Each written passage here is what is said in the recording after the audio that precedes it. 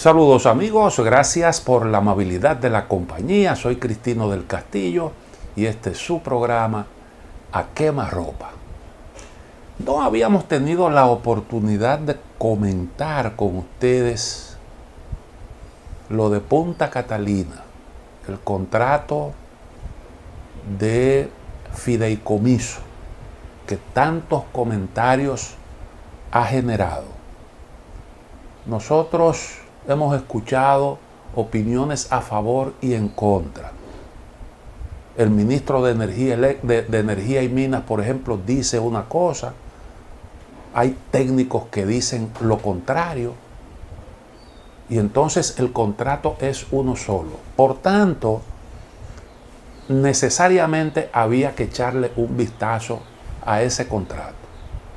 Tiene la versión que nos enviaron, tiene unas 57 páginas más unos anexos. Es un contrato que más que leerlo hay que estudiarlo. No he concluido todavía su lectura, pero puedo adelantar algunas inquietudes sin pretender tener la verdad absoluta. Antes de eso, sin embargo, yo creo que es conveniente un poco referirnos al contexto, que es importante y que explica muchas inquietudes que se expresan a través de los medios de comunicación y en las redes sociales. Lo primero es que llama la atención, el gobierno ha hecho un esfuerzo a favor de la transparencia, que hay que reconocerle. Ahí está, por ejemplo, para citar un solo caso, lo que tiene que ver con compras y contrataciones. Creo que hay un genuino interés en que haya transparencia en lo que tiene que ver con eso. Sin embargo, no obstante el discurso y no obstante ese objetivo importantísimo, ocurren a veces cosas que no tienen explicación ninguna. ¿A qué yo me estoy refiriendo? Bueno, que hemos visto algunas iniciativas que se han manejado muy a discreción, no obstante tratarse de asuntos de mucho interés público. Ejemplo, el intento de colar en el presupuesto de 2021 un pequeño paquete fiscal. No se dijo nada, no se le anunció a la ciudadanía que eso se había incluido en ese proyecto de presupuesto. Y entonces, cuando comenzamos a discutir esa pieza importante, nos damos cuenta de que hay ahí esas medidas. Y entonces vino el alboroto. El gobierno tuvo que retractarse y dejar sin efecto ese paquetito fiscal.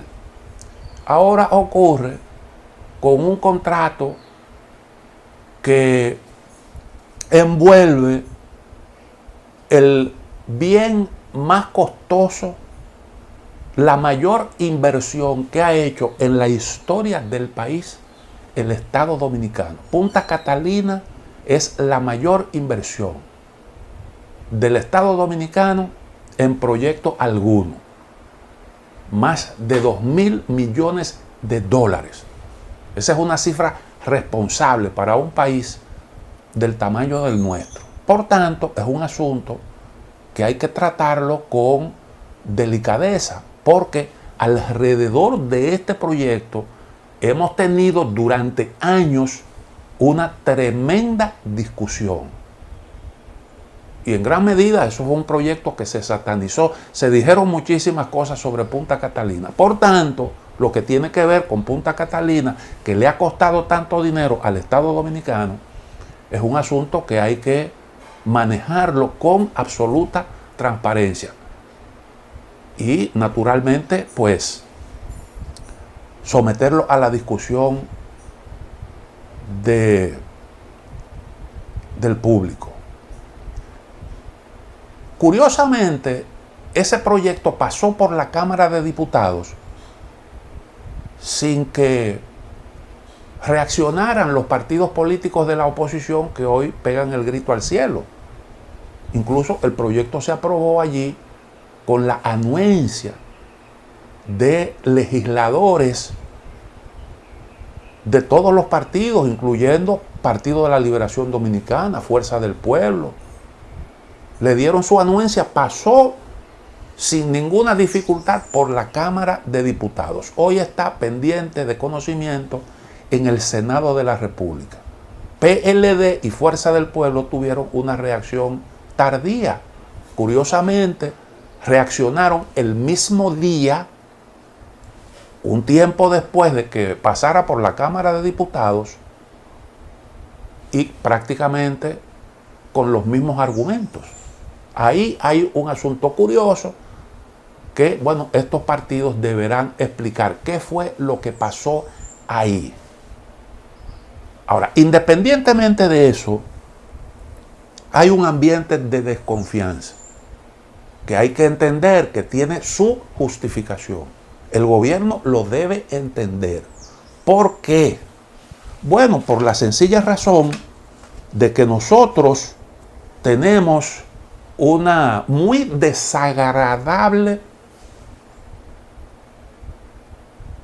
un desagradable pasado en materia de contrataciones. Hemos firmado un montón de contratos mostrencos que le han producido un enorme costo al Estado dominicano. Verbigracia, el famoso acuerdo de Collentry, mediante el cual contratamos los servicios de una planta eléctrica por capacidad nominal.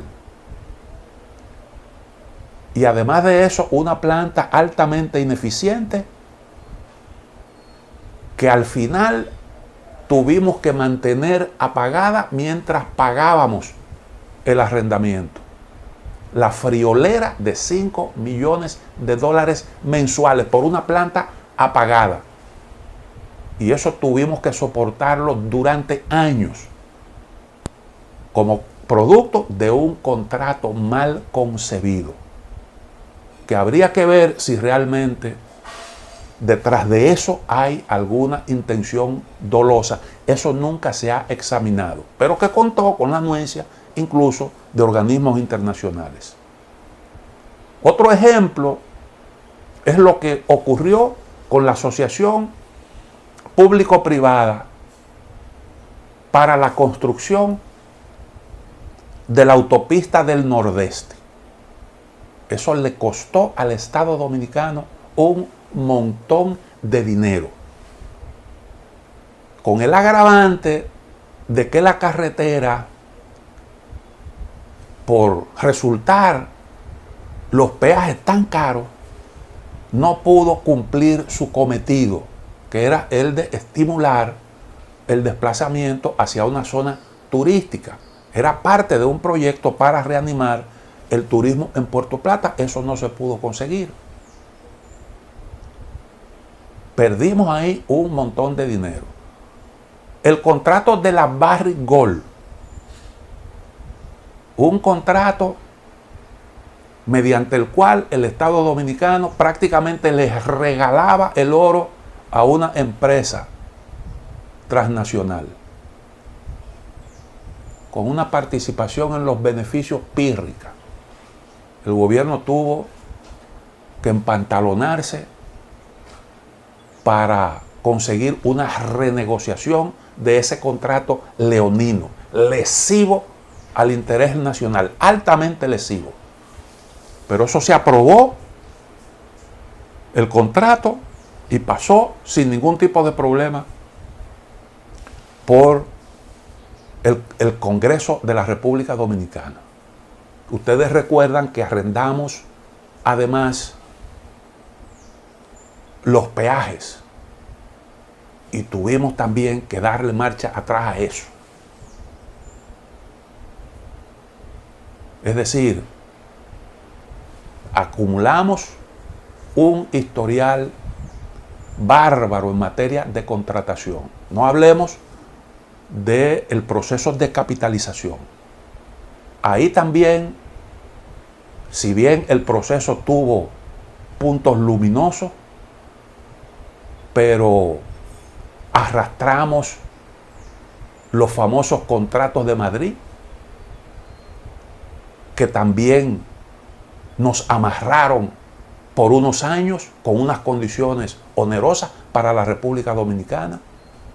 Hicimos un mal negocio con las empresas de distribución energética, las pusimos en manos privadas, después tuvimos que recuperarla.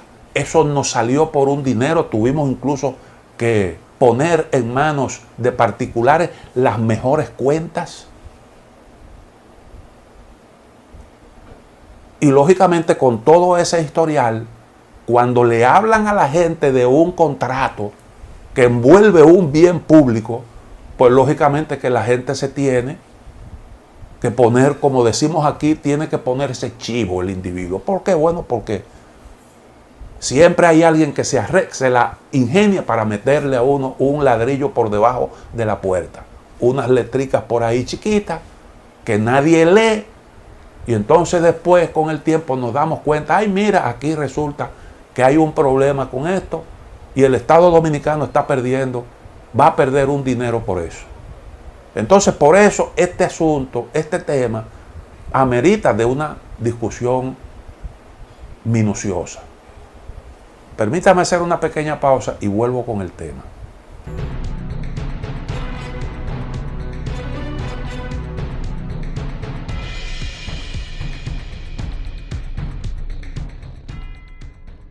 El Estado Dominicano tuvo que contemplar la necesidad de invertir nuevamente en energía después de haber puesto en manos privadas todas sus empresas, simple y llanamente porque había ahí un desorden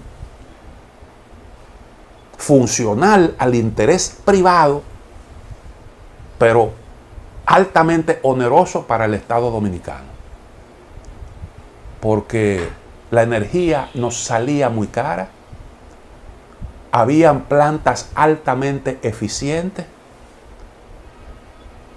y como estábamos amarrados por el déficit de generación, necesariamente teníamos que depender de esas plantas altamente ineficientes.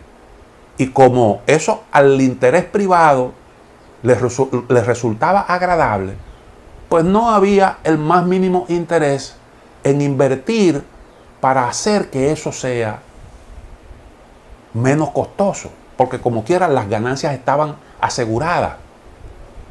Pero además de eso no había interés en aumentar la oferta energética, porque aumentar la oferta energética de alguna forma implicaba la posibilidad de darle de lado, de dejar a un lado a los más ineficientes.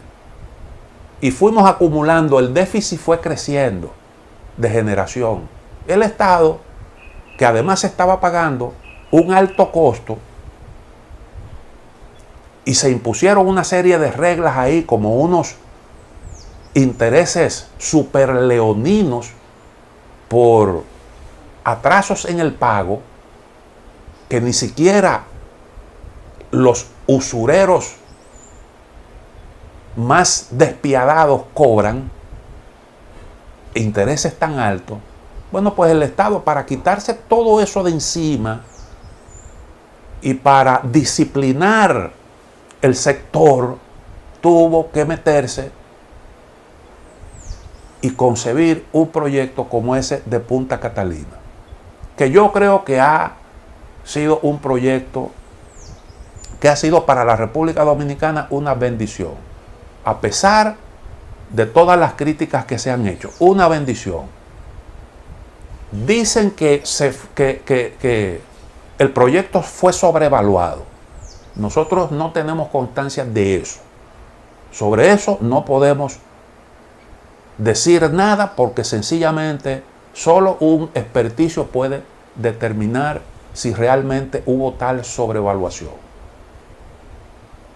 Y entonces ahora llama la atención que después que se hicieron tantas denuncias, para los fines del fideicomiso, aceptamos el costo que es la versión de los que impulsaron el proyecto. Lo aceptamos eso como bueno y válido. Queda, por tanto, ahí un interrogante. Pero bueno, decía, Punta Catalina ha añadido energía a la generación, ha aumentado la generación, ha abaratado los costos de la energía eléctrica, es una planta más eficiente, genera beneficio por unos 15 millones de dólares mensuales. Su aporte equivale al 30% de la generación del país, 30%. Eso da una idea de la importancia hoy de Punta Catalina. Pero además de eso, ha obligado a los generadores privados a modificar la matriz energética para abaratar costos y poder competir con Punta Catalina. Por tanto, Punta Catalina ha servido también para eso. Pero además, con Punta Catalina nos quitamos de encima un tremendo problema, porque el switch energético del país servía para cobrar deuda y servía además como un elemento, como una herramienta de chantaje. En fin, nosotros perdimos ahí en estos años por encima de los 15.000 millones de dólares en un periodo relativamente corto de unos 10 o 12 años. Por encima de los 15.000 millones. Esas cifras nadie las ha desmentido. Y el propósito del Estado al poner en manos privadas toda la generación de electricidad era quitarse de encima esa carga económica, pero ese objetivo no se logró. Entonces se concibió este proyecto Punta Catalina, que reitero, pues ha sido un proyecto positivo. Naturalmente, hay que seguir invirtiendo en energía porque la demanda aumenta todos los años. La demanda aumenta todos los años. Hoy decimos que no hay apagones económicos, hoy decimos que hay suficiente generación y que los apagones que sufrimos son apagones por averías o por mantenimiento, pero hay generación suficiente que, pues, para nosotros es un gran alivio. Aunque reitero, nunca termina el asunto energético, es un tema que siempre estará pendiente porque requiere de inversión permanente para poder suplir la demanda que crece con el tiempo y para tener la energía fría ahí para cuando por mantenimiento haya que sacar algún tipo de planta o por algún tipo de avería, etc. Pero bueno, el asunto es que este es un tema que nosotros tenemos necesariamente que discutir porque hablamos de un bien importante para el pueblo de la República Dominicana. Nos hemos inventado la figura, o no es que nos hemos inventado, sino que hemos escogido el fideicomiso para garantizar, como una herramienta para garantizar una administración transparente de esa unidad energética que tenemos ahí, que son en realidad dos generadoras. El fideicomiso, que es una figura jurídica vieja que viene del derecho romano, que sin embargo, entre nosotros los dominicanos es relativamente nueva. Se ha venido usando sobre todo en el ámbito privado, particularmente en el sector de la construcción. Hay alguna experiencia en materia de fideicomiso público. Ahí está el caso que ahora se menciona mucho de Rdevial. Pero esa es como institución jurídica, algo que no está debidamente trabajado, detalladamente trabajado en la República Dominicana. Naturalmente, en materia contractual, pues hay ahí un espacio grande para usted concebir algo que se acomode a sus intereses. Y ahí está el contrato Punta Catalina de fideicomiso. Hay, decía, inquietudes distintas con respecto a eso. Nos preguntamos, es lo que muchos dicen, ¿realmente quién es el beneficiario? Porque en un contrato de fideicomiso, que es un mecanismo para usted garantizar la gestión de un bien determinado, usted, fideicomitente, el propietario de un bien, contrata a un fiduciario para que administre ese bien durante un tiempo determinado que usted define en ese contrato. Y entonces hay una tercera parte, puede haber una tercera parte, que es el beneficiario. Esa institución jurídica viene del derecho de las sucesiones. Dentro del derecho romano, así fue como nació eso. Y está basado en una relación de confianza. De hecho, el término fideicomiso viene de fideicomisum. Fideicomisum es un término compuesto de fides, que significa fe, y comisum, que significa comisión. Y era un mecanismo que se usaba en el derecho de la sucesión para usted, por ejemplo, si quería heredarle a alguien un bien determinado, usted lo ponía en manos de un administrador que al cabo de un tiempo entonces se lo iba a devolver con toda la plusvalía generada, y naturalmente eso tiene su costo, porque ese administrador cobra por su gestión. Eso no es gratis, eso tiene un costo. Ahora, el contrato que se ha concebido aquí es un contrato, yo digo que un poco sui generis. Y yo quiero explicar una particularidad que se da aquí, en este contrato de Punta Catalina. Antes, permítanme hacer una pequeña pausa.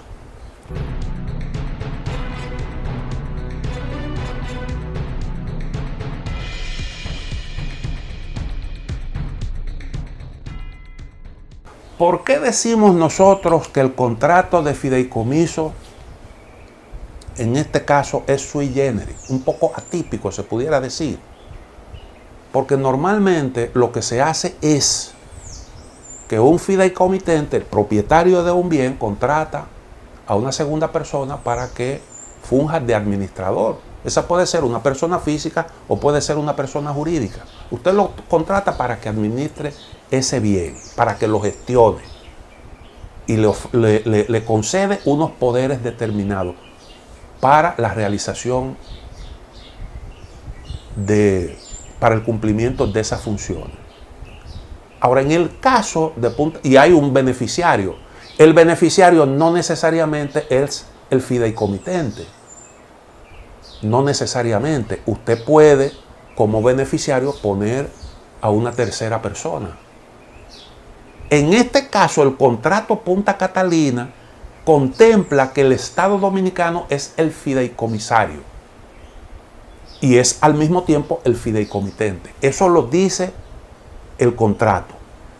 Y el fiduciario es el banco de reserva, que es el administrador. Hasta ahí no hay ningún tipo de novedad en lo que tiene que ver con lo que es lo tradicional. Pero resulta que hay un ingrediente distinto. ¿Cuál es ese ingrediente? Bueno, que el fiduciario al mismo tiempo no administra.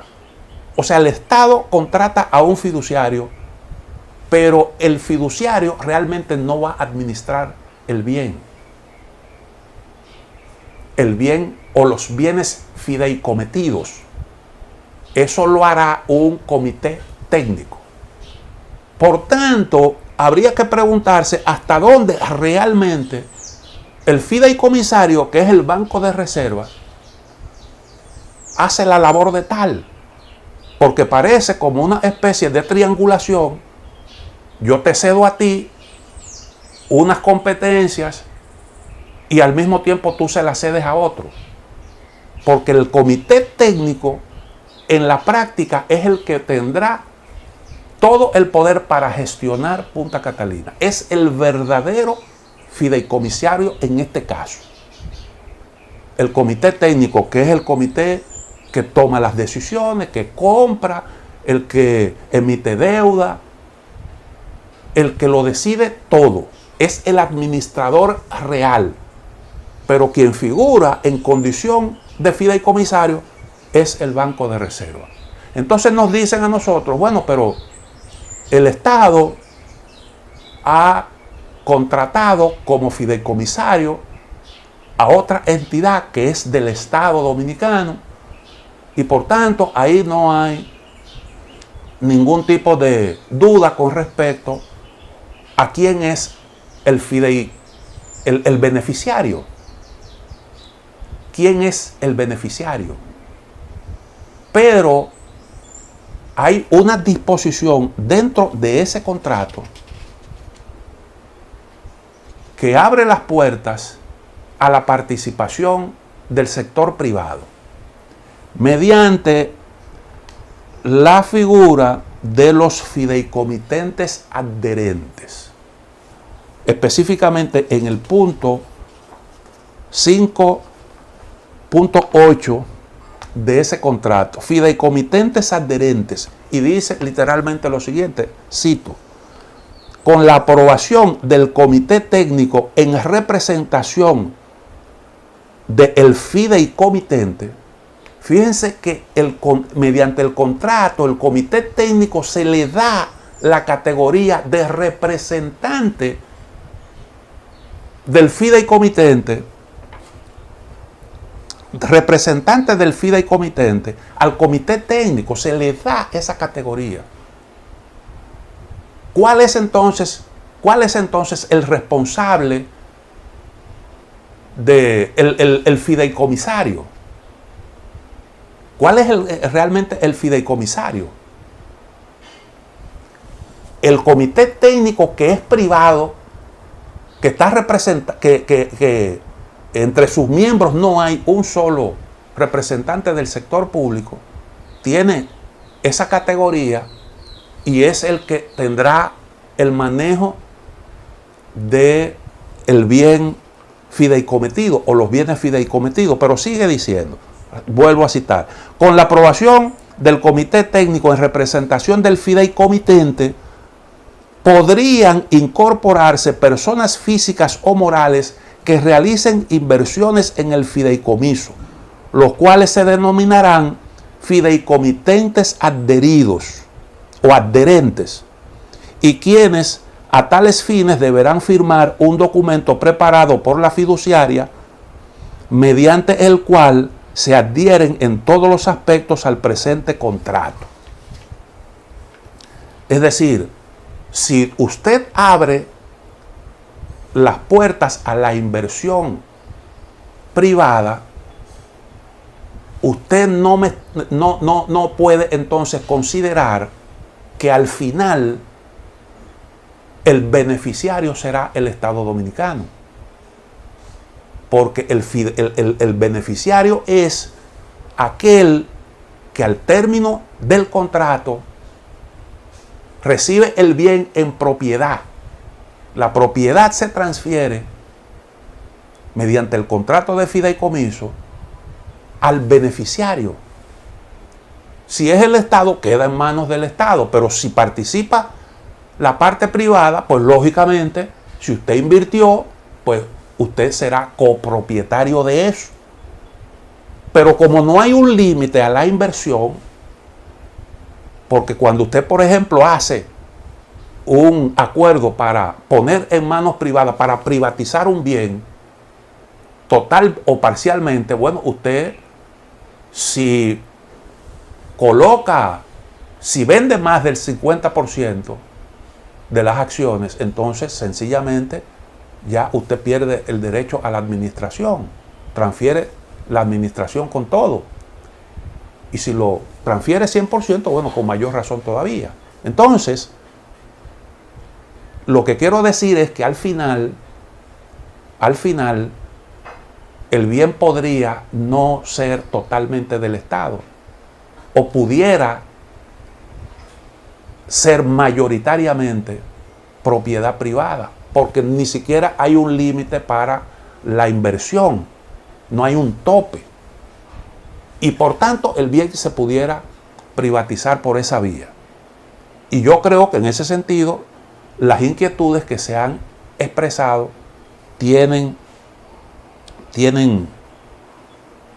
su justificación. Hay otro punto, que es el punto 4.2, que dice: queda expresamente pactado que son partes del presente contrato el Estado Dominicano en su calidad de fideicomitente y fideicomisario. O sea, es el propietario del bien y al mismo tiempo el que se va a beneficiar de este contrato. Al final, se supone que la propiedad debe transferirse al fideicomisario.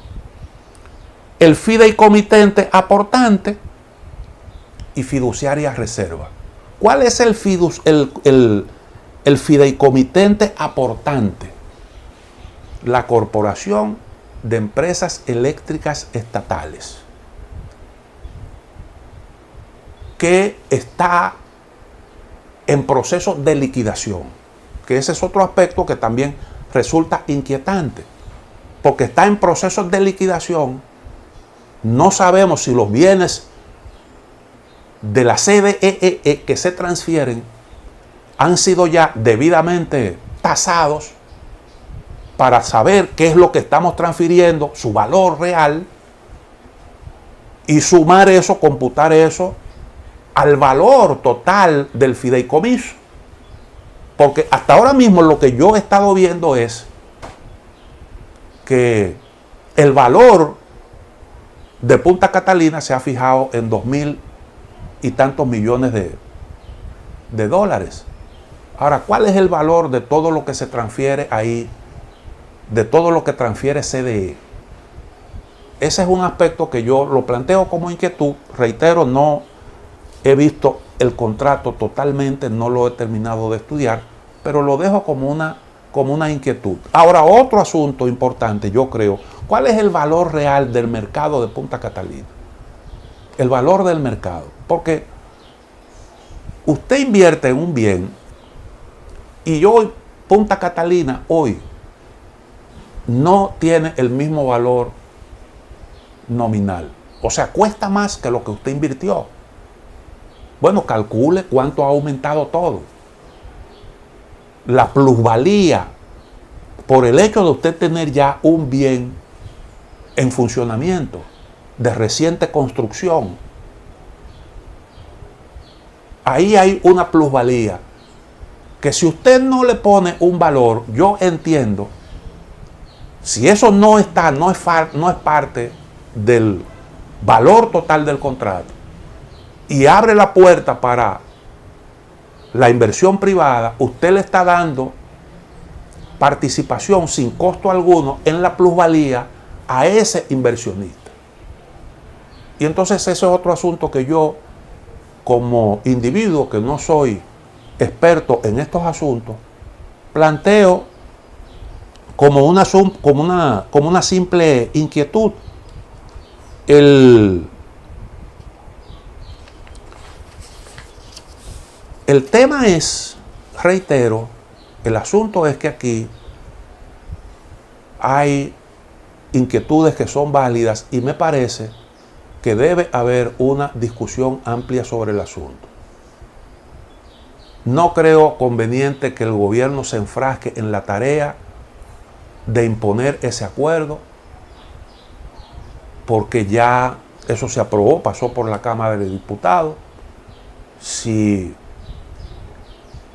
el gobierno entiende que eso procede y le da luz verde, lo más probable es que en el Senado eso también se apruebe. Pero con todas las objeciones y todas las inquietudes que se han planteado, yo creo que sería conveniente tener una discusión abierta para definitivamente decidir qué es lo que conviene hacer con ese bien que es Punta Catalina, que le ha costado tanto al Estado Dominicano. Vamos a la otra pausa. En un momento retornamos.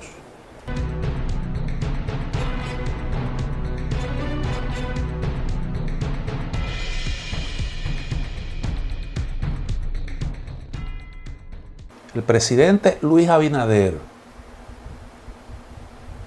dijo en Madrid, al término de un encuentro con el presidente del gobierno español, el señor Pedro Sánchez, que le había solicitado al mandatario apoyo para la capacitación de los docentes de República Dominicana, del personal docente del país, de nuestros maestros.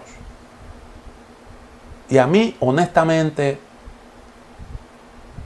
esa revelación me impactó, porque yo creo que pone de manifiesto que el gobierno está consciente perfectamente de lo que es la gran falencia del sistema educativo de la República Dominicana. Lo comentaba en días pasados. El asunto de la formación de nuestros maestros es el principal factor que determina la baja calidad de la enseñanza en nuestras escuelas.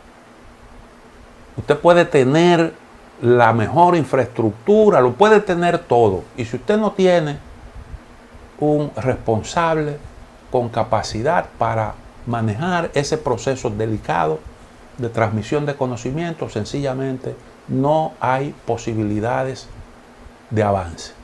Y entonces, creo que España está en condiciones, por la experiencia acumulada, por el desarrollo que tiene en esos asuntos, brindarle a la República Dominicana un gran apoyo. Naturalmente, eso requiere de una hoja de ruta bien definida, de un buen plan. No sé por qué los medios no se interesaron y cuestionaron al presidente para saber cuáles son los planes, si es que hay algo ya concreto que se ha pensado. Pero la sola idea es fabulosa y estoy 100% de acuerdo con eso. En una oportunidad aquí se habló de traer maestros de Cuba. Y yo, cuando eso se habló, entendí que era factible, porque los cubanos también tienen en toda el área de América Latina, son los que mayores avances exhiben. Han dedicado mucho tiempo a eso. Ahora, nosotros tenemos la necesidad de hacer una depuración de nuestro personal docente para que la formación de nuestros maestros estén en las mejores condiciones y proceder entonces a la recapacitación de lo que califiquen para permanecer en el sistema. Y además de eso, necesitamos fortalecer las escuelas que hay en el país de formación de los maestros. Porque si hay maestros mal formados, es porque nuestras escuelas, eso lo he dicho hasta el cansancio, adolecen de serias debilidades. Cuando usted ve que el 60% de los que participan en concursos de oposición reprueban, es porque hay ahí un problema de fondo grave. Y entonces, con la ayuda de España, nosotros podemos formar a los formadores, tener buenos formadores, tener buenas escuelas de formación de maestros y tratar de llevar a esas escuelas lo mejor. Que a veces uno ve en las universidades un espíritu, un ánimo distinto, porque lo que de alguna manera motiva a algunos centros de enseñanza son las ganancias. Y hemos visto cómo aquí se ha hecho resistencia a las condiciones para el ingreso a la escuela de docentes, de formación de docentes, para ampliar la participación y por tanto la sostenibilidad de dichas escuelas y los beneficios. Pero nosotros tenemos que pensar, aún haya que subsidiar, nosotros tenemos que pensar en la necesidad de tener escuelas con buenos maestros, con buenos profesores, por encima de cualquier cosa. Eso plantea, lógicamente, problemas políticos serios, porque usted tiene ahí la ADP, que entiende que hay que defender a los miembros, no importa el tema, el asunto de que se trate, aún no tengan la capacidad para estar en un aula, y eso es erigirse en un obstáculo para el progreso. Entonces yo creo que ese anuncio del presidente Abinader pone de manifiesto, primero, que hay un criterio claro de una falencia, y segundo, la voluntad de buscarle una solución al problema, de acudir a quien nos puede prestar la ayuda más valiosa. Ojalá que eso se pueda concretizar. Yo creo que la escuela dominicana tiene muchos retos. Tiene muchos retos. Nosotros tenemos, por ejemplo, que ponernos de acuerdo con respecto a qué es lo que tiene que saber un estudiante al término de la educación preuniversitaria. ¿Qué es lo que tiene que saber? Porque aquí tenemos la tendencia, cada vez que hacemos conciencia de un problema, lo que se nos ocurre, aquí hay que crear una materia para que los estudiantes aprendan el caso, por ejemplo, de las leyes de tránsito. Hay que crear una materia para que no se produzcan todo esto, violaciones a las reglas de tránsito.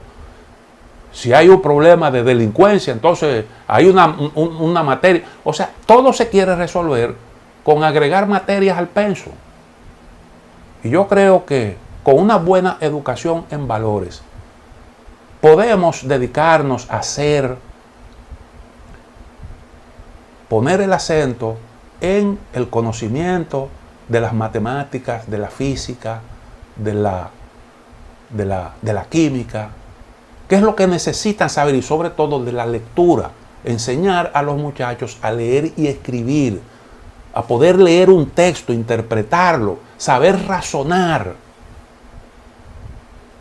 Ese es el principal reto.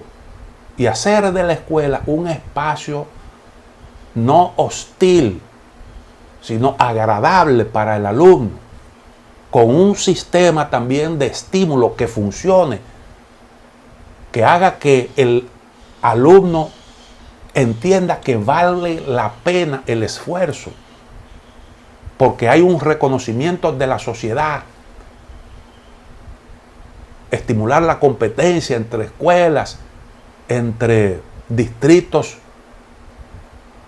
escolares, entre provincias, regiones, y entonces sacar lo mejor, los más destacados, y reconocerle sus esfuerzos de la manera que usted pueda ingeniarse, con viajes al exterior, con becas, etcétera, y un largo etcétera. de forma tal que el estudiante sienta que la sociedad está pendiente a sus esfuerzos y que reconocería los resultados que pueda cultivar. Esos son estímulos poderosos. Y entonces nosotros, pues de esa misma forma, estamos en el deber de incorporar al proceso de enseñanza a la familia, a los padres. Eso es importante. Eso es importante, ese apoyo en el hogar, porque el aprendizaje requiere de un esfuerzo. Usted puede tener un buen profesor, pero también se requiere del esfuerzo personal. Y los padres deben ser el mayor estímulo. Y hay que formarlos y estimularlos para que se conviertan en las principales fuentes de estímulo para el esfuerzo, que ayuden en el proceso de la enseñanza. Hay retos grandes en materia de educación y nosotros tenemos que abordarlos con el espíritu del que está en disposición de dar el hachazo si es necesario y de vencer cualquier obstáculo, no importa de dónde provenga, y olvidarnos del asunto de los compañeritos y de la gente que hay que darle una oportunidad. Con la educación no se juega, y eso nosotros debemos declararlo sagrado. Entonces saludo la iniciativa del gobierno. Ojalá esos esfuerzos se mantengan y que busquemos, si fuere el caso, si fuere necesario, apoyos también en otros lugares para nosotros mejorar la formación de nuestros maestros y la calidad de la enseñanza. Llegamos al final de A Quemarropa. Mañana, Dios mediante, estaremos nuevamente con ustedes.